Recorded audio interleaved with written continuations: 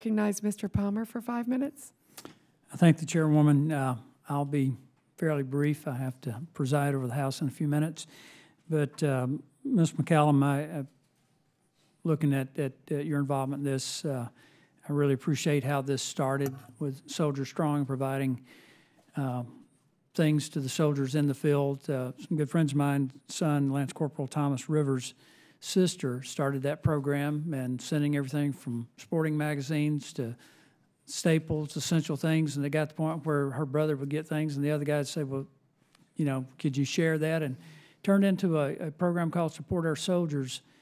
Unfortunately, Lance Corporal Rivers was killed in the Helmand province on April 28, 2010, an IED.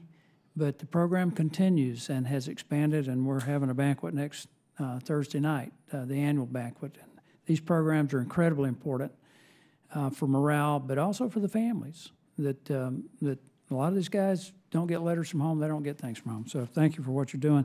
Mr. Wordin, in your testimony, you mentioned the Project Heroes reduced participants' use of prescription drugs and opioids and other antidepressant use significantly. And Mr. Dunn brought this up as well about, I think the process of dealing with these soldiers begins before they get home.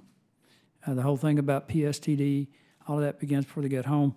And one of my concerns, we've got 22 veterans per day that commit suicide. And I just have to wonder how much of that's related to reactions to drug use.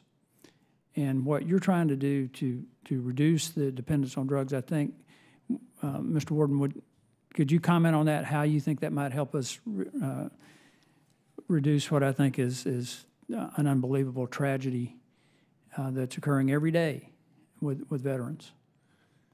Sure.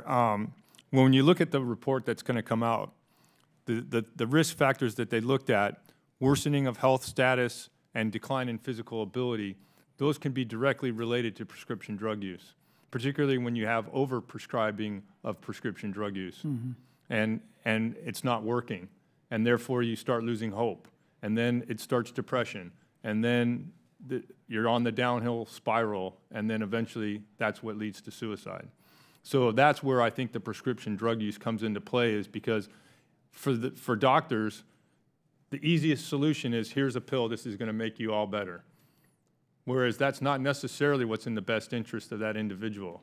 And I think that's one of the great and exciting things about the Hero Track, is you're going to be able to figure out what's in the best interest of the individual and be able to prescribe for that person a healthcare path that is actually going to make a difference for him.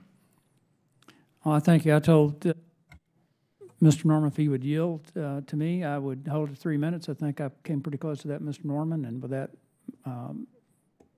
Madam Chairman, I yield back. Okay, we'll now recognize Mr. Dunn.